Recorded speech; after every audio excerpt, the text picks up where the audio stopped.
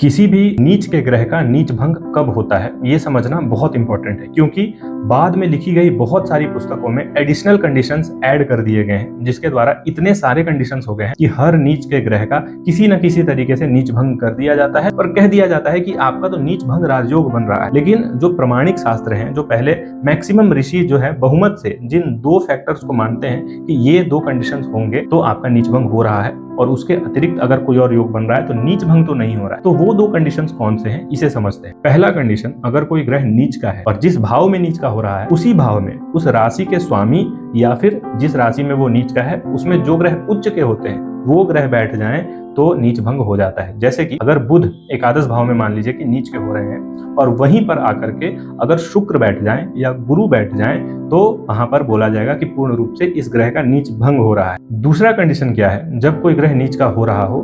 और जिस राशि में नीच का हो रहा हो